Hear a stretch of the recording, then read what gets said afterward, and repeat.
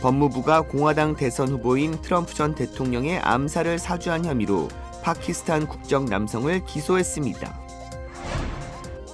해리스 부통령이 런닝메이트로 팀 월츠 미네소타 주지사를 선택했습니다. 뉴저지의 한 아파트에서 경찰이 쏜 총에 숨진 한인 여성의 신원이 공개됐습니다. 지역 한인 사회는 경찰의 진상 규명을 요구하고 있습니다.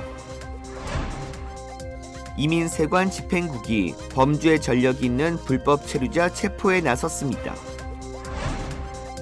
코로나19 재확산에 따라 연방질병통제예방센터가 마스크 착용과 손 세정제 사용을 권고했습니다.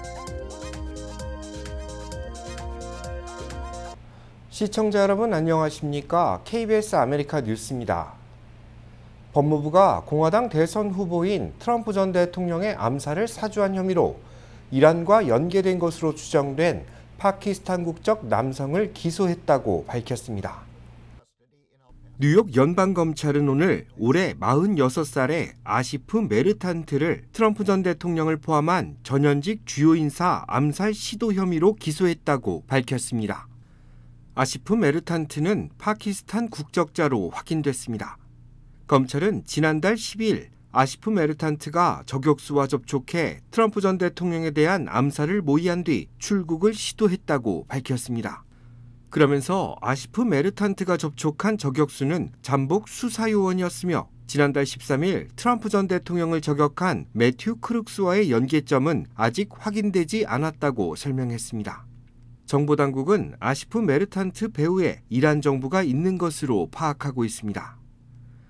트럼프 전 대통령 재임 당시인 지난 2020년 바그다드 국제공항 근처에서 미군 무인기 미사일 공격으로 이슬람 혁명 수비대사나 지휘관 솔레이마니를 암살하면서 이란 정부가 주요 인사들에 대한 위해 가능성을 지속적으로 보였다는 설명입니다. 해리스 부통령이 대선 러닝메이트로 팀 월즈 미네소타 주지사를 선택했습니다.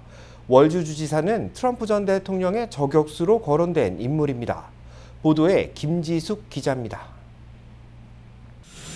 해리스 부통령이 장고 끝에 선택한 러닝메이트는 팀 월즈 미네소타 주지사였습니다. 해리스 부통령은 월즈가 주지사이자 퇴역 군인, 교사로서 노동자 가정을 위해 성과를 내었다고 설명했습니다. Listen, I want you to do this with me. Let's do this together. Would you be my running mate? I would be honored, Madam Vice President. 육선 연방 하원 의원을 거쳐 2019년부터 주지사로 재직 중인 월즈는 친노조, 친서민 성향으로 당내 진보 진영의 지지를 받아왔습니다. 특히 트럼프는 이상하다는 발언이 인기를 끌면서 트럼프 저격수로 급부상했습니다. Well, it's true. These guys are just weird. And you know, they're running for He-Man Women Haters Club or something. 트럼프 전 대통령 측은 즉각 역사상 최악의 부통령이 될 것이라고 비난했습니다. 특히 위험할 정도로 자유주의적이라며 해리스보다 더 나쁘다고 주장했습니다. He's been one of the most far-left radicals in the entire United States government at any level. 다만 트럼프 전 대통령은 고맙다라고만 밝혔습니다. 대선 승패를 좌우할 경합주, 펜실베니아의 셔피로 주지사보다 월즈가 상대하기 쉽다고 판단했을 거란 분석이 나옵니다.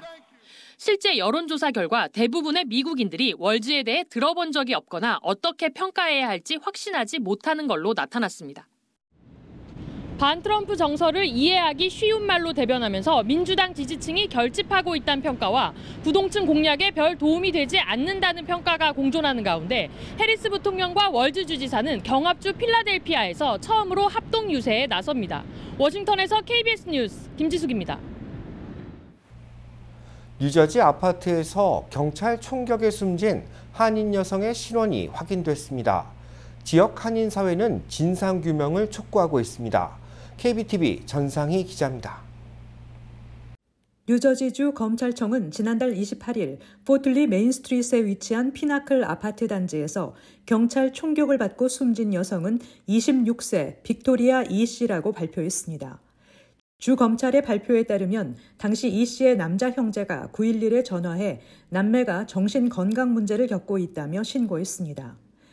집안에 있던 두 여성은 경찰에게 들어오지 말라고 말한 다음 문을 닫았고 경찰들은 대치 끝에 문을 부수고 집 안으로 진입했지만 이 씨가 경찰에게 다가서자 총을 쐈다는 것입니다.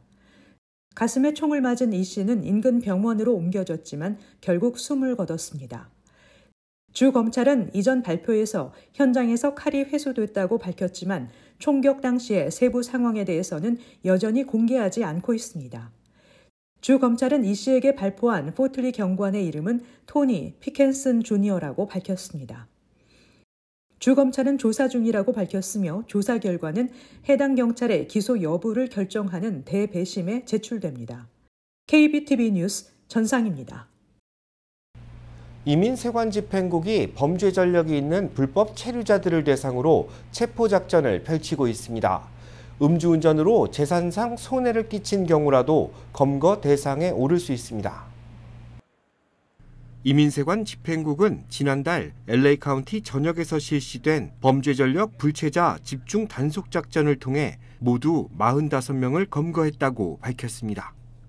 이민세관 집행국에 따르면 체포 대상에는 음주운전 전력이 있는 불체자 중 재산상 피해를 끼쳤거나 뺑소니 등 비양심적인 행위, 피해자를 부상시키는 등 가해를 입힌 경우가 포함됐습니다. 또한 3회 이상 음주운전을 하거나 절도나 불법 무기 소지 등의 전력이 있는 경우에도 추방 대상에 오른 것으로 전해졌습니다. 이번 작전에서는 해외 도피 사범에 대한 단속도 함께 이루어졌는데 이 중에는 한국 국적자 양인태 씨도 포함됐습니다. 양 씨는 한국에서 배임 혐의를 받고 수배 중 LA 국제공항을 통해 미국에 입국한 것으로 확인됐고 비자 만료 후에도 불법으로 체류하다 검거된 것으로 전해졌습니다. 양 씨는 유타주 솔트레이크 시티에서 검거됐고 네바다주 구치소에 머물다 한국으로 송환 절차를 밟은 것으로 확인됐습니다. 이민세관 집행국은 지난해 전국에서 범죄 전력이 있는 73,822명의 불체자를 체포했으며 올해도 지속적으로 작전을 이어갈 계획이라고 발표했습니다. 연방질병통제예방센터가 코로나19 재확산에 따라 마스크를 착용할 것을 권고했습니다. 연방질병통제예방센터는 뉴욕과 로스앤젤레스 등 대도시를 중심으로 코로나19 확산세가 심상치 않은 상황이라며 방역 수칙을 지켜줄 것을 당부했습니다. 센터에 따르면 대도시에서 집계되고 있는 코로나19 확진자 수는 2년 이래 최고치를 나타내고 있습니다. 지난달 LA 카운티에서는 하루 평균 452건의 감염 사례가 보고되기도 했는데 병원을 방문하지 않고 자가검사를 통해 확진 판정을 받은 환자 수를 더할 경우 이 수치보다 훨씬 더 많을 것이라는 예측입니다. LA 카운티 보건국은 사람들이 많은 실내 공간에서 마스크를 착용하고 식사 전과 후에 세정제로 손을 소독하는 등 기본적인 방역 수칙을 준수해야 할 필요가 있다고 권고했습니다. 특히 기저질환이 있거나 65세 이상 시니어들의 경우 고위험군에 속하기 때문에 평소보다 더 많은 주의가 필요하다고 언급했습니다. 캘리포니아 주정부가 내놓은 노숙자 텐트촌 철거 정책을 두고 지역 정부와의 대립이 지속되고 있습니다. LA 카운티 슈퍼바이저 위원회는 최근 열린 본회의에서 주정부의 노숙자 텐트촌 철거안 수용 여부를 표결에 붙였다고 밝혔습니다. 이들은 만장일치로 반대 입장을 밝혔는데 노숙인들을 체포한다고 해서 근본적인 문제가 해결되지는 않을 것이라는 입장에 따른 겁니다. 보다 현실적인 대책 마련이 필요하다는 의견도 나왔습니다. 텐트촌을 철거하는 데는 막대한 자원이 투입되어야 하는데 철거 후 이들을 효율적으로 수용하는 것도 쉬운 문제는 아니라는 겁니다. LA 카운티는 현재 관할 지역에 7만 5천여 명 이상의 노숙인들이 머물고 있는 것으로 추정하고 있습니다. 슈퍼바이저 위원회는 주정부의 방침을 즉시 수용할 경우 혼란이 가중될 수 있어 보다 현실적인 대안을 찾을 것이라고 밝혔습니다. 반면 샌프란시스코시는 주정부의 방침을 따를 것을 결정하면서 노숙자 텐트촌 단속에 착수할 계획입니다. 캘리포니아 주정부는 노숙자 텐트촌 철거에 240억 달러를 투입한다는 계획입니다. 지난주 뉴욕 맨해튼을 지나던 우버 안에서 승객이 운전자에게 페퍼 스프레이를 뿌리는 사건이 벌어졌습니다. KBTV 길현민 기자입니다. 지난주 한 우버 운전사가 20대 여성 승객으로부터 이유 없이 페퍼 스프레이 공격을 받는 사건이 발생했습니다. 우버 운전사로 일하고 있는 쇼헬 무하메드는 이스트 65스트리트 렉싱턴 애비뉴 인근을 지날 때 갑자기 뒷좌석에 앉아있던 20대 백인 여성 제니퍼 길버트가 자신에게 후추 스프레이를 뿌리기 시작했다고 털어놨습니다. 사건 장면은 우버 차량 내부에 설치되어 있던 카메라에 의해 고스란히 녹화됐습니다. 무하메드는 당시 승객과 자신이 아무런 대화도 나누지 않고 있었으며 자신이 공격할 만한 그 어떠한 이유도 없었다고 말했습니다. 무하메드는 2시간 동안 눈이 타는 듯이 따가웠다며 앞을 볼 수 없었지만 운전대를 잡고 있었다고 전했습니다. 우버 측 대변인은 승객들이 운전사를 이유 없이 공격하는 영상을 확인했다며 매우 개탄스러운 일이라고 비판했습니다. 이어 문제를 일으킨 해당 승객은 우버 플랫폼에서 영구 제명됐으며 경찰 조사에 성실히 협조할 것이라고 밝혔습니다. 현재 뉴욕시 경찰국이 해당 사건에 대한 조사를 이어가고 있습니다. 페퍼 스프레이로 공격한 길버트는 폭행 혐의로 체포됐습니다.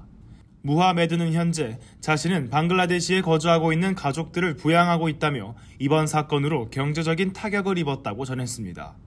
KBTV 뉴스 길현민입니다. 이란과 이스라엘 간 긴장이 고조되면서 무력 충돌이 이어지고 있습니다. 관련 소식 김계형 기자가 전합니다. 레바논과 국경을 접한 이스라엘 북부 지역에 공습 사이렌이 울립니다. 헤즈볼라가 발사한 공격용 드론이 이스라엘 방공망을 뚫고 침투해 10여 명이 다쳤습니다. 드론을 요격하려던 미사일이 빗나가 인근 마을에 떨어졌고 이스라엘 주민 여럿도 다쳤다고 현지 매체가 보도했습니다. 같은 날 이스라엘 군도 헤즈볼라가 주둔한 레바논 남부 일대를 공습해 전투한 최소 6명이 숨졌습니다. 이란과 이스라엘 간 긴장이 첨예해진 가운데 이스라엘과 헤즈볼라도 무력 충돌을 이어가고 있습니다. 헤즈볼라 수장 나스랄라는 이란과 헤즈볼라가 이스라엘에 대응할 의무가 있으며 강력하고 효과적일 것이라고 주장했습니다.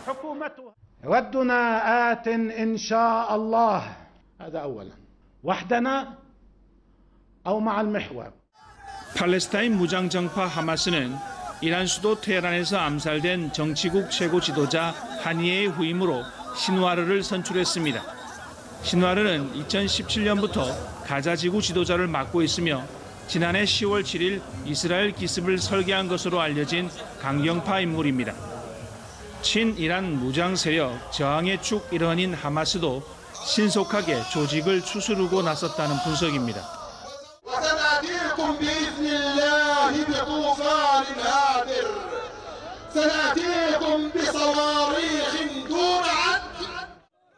이스라엘군은 2021년 신화를 표적으로 한 공습도 벌였는데 가자 전쟁 이후 행방이 묘연한 신화르에게 40만 달러, 우리 돈 5억 5천만 원의 현상금을 내걸었습니다. 두바이에서 KBS 뉴스 김계영입니다. 기아가 멕시코 공장 가동 8년 3개월 만에 누적 생산량 200만 대를 돌파했다고 밝혔습니다. 기아는 어제 멕시코 공장에서 200만 번째 모델 올류 K4가 생산 라인을 빠져나왔다고 밝혔습니다. 2025년형 올류 K4가 생산된 멕시코 공장은 지난 2016년 준공된 시설로 중국과 유럽, 미국의 뒤를 잇는 기아의 4번째 해외 생산기지입니다.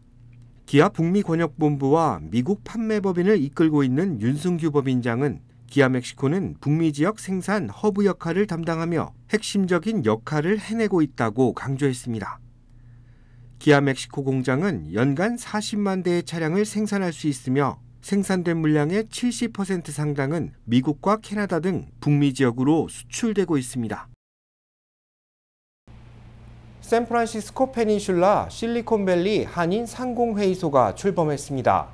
첨단 산업 중심 지역에서 한인 상공인들의 구심점이 되는 것이 목표입니다. 지난달 27일 샌프란시스코 페닌슐라 실리콘밸리 한인 상공회의소가 팔로알토에서 공식 출범식을 가졌습니다. 이경철 미주 한인 상공회의소 총연합회 회장이 참석한 가운데 열린 출범식에는 170여 명의 주요 인사들이 참석했습니다. 정승덕 초대 회장은 이날 출범식에서 한인상공인들의 구심점이 되는 단체가 될 것이라고 밝혔습니다. 회원들 간 활발한 정보 공유를 통해 지역 상공인들의 발전을 도모하고 한인 상공인들이 한 차원 더 뻗어나갈 수 있는 기틀을 만들겠다는 각오입니다. 한편 샌프란시스코 페닌슐라 실리콘밸리 한인상공회의소는 미주 한인상공회의소 총연합회의 79번째 지회로 등록됐습니다.